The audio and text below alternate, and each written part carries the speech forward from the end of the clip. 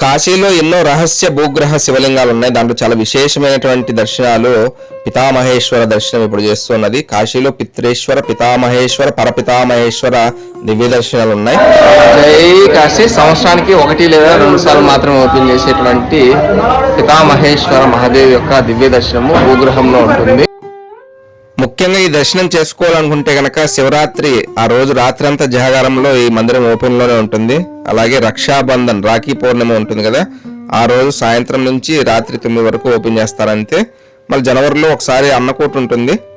So ఈ విధంగా ఈ దివ్యమైన దర్శనం సంవత్సరానికి మొత్తం 3 సార్లు మాత్రమే ఉంటుంది ఈ పితామహేశ్వర దర్శనం.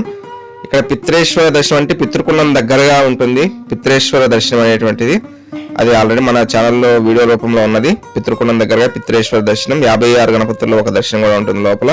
అలాగే ఇప్పుడు మనం వెళ్తూ ఉన్నటువంటిది పితామహేశ్వర భూగ్రహంలోకి ఓపెన్ చేశారు కదా, కానీ ఇక్కడ వీడియో తీయట్లేదు, కొంచెం స్ట్రిక్ట్ గా ఉన్నది కాబట్టి నిమిత్త మాత్రంగా చిన్న క్లిప్ ఒకటి తీసాను, దర్శనం చేసుకోవచ్చు పితామహేశ్వర దివ్య దర్శనాన్ని. అలాగే ఈ మందిరాన్ని పక్కనే ఆనుకొని మనకి శీతలామాత మందిరం ఉంటుంది. ఆ మందిరం లోపల పరపితామహేశ్వర దివ్య దర్శనం జరుగుతుంది. ఎందుకంటే పరపితామహేశ్వర దివ్య దర్శనం ఎవ్వరికీ తెలియదు. ఎందుకంటే పక్కన ఉన్న పితామహేశ్వర దర్శనం తెలుసు, కానీ పరపితామహేశ్వర ఈ దివ్య దర్శనం ఈ లోపల ఉంటుంది శీతలామాతకు పక్కగానే. చాలా దివ్యమైనటువంటి మందిరం అని చెప్పాలి. అలాగే ఎవరైతే ఈ దర్శనాలు చేస్తారో వారి పితృదేవతలందరూ కూడా పితృలోకాల్లో వారి తండ్రి తరం వారు, వారి తాత తరం వారు, వారి ముత్తాత తరం వారు, ఇలా 3 తరాలు పైబడి ఆ యొక్క పితృదేవతలందరూ కూడా తృప్తి చెందుతారు ఈ దర్శనాల చేత మాత్రాన్ని. అయినా తాతైనా ముత్తాతైనా ఎవరైనా గానీ అశాశ్వతమైనటువంటి దేహాలు కలిగినటువంటి వారే. ఆ ఈశ్వర స్వరూపమైనటువంటి ఆ సచిదానంద మూర్తి అయినటువంటి ఆ పరమశివుడు ఎప్పుడూ శాశ్వతమైనటువంటి వాడు.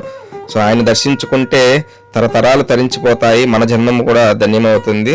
సో అటువంటి దివ్యమైనటువంటి దర్శనాలు ఇప్పుడు దర్శింపజేయబోతూ ఉన్నారు. పరపితామహేశ్వర దివ్య దర్శనం చాలా పెద్దటి శివలింగము ఇప్పుడు దర్శనం చేస్తూ ఉన్నటువంటిది. సో ఈ దివ్యమైనటువంటి దర్శనాలు కాశీకి వచ్చినప్పుడు మణికర్ణిక ఘాటు పైనే శీతలామాత గల్లీ అని చెప్పేసి అడగండి, శీతలామాత మందిరంలోనే దర్శనాలు జరుగుతాయి.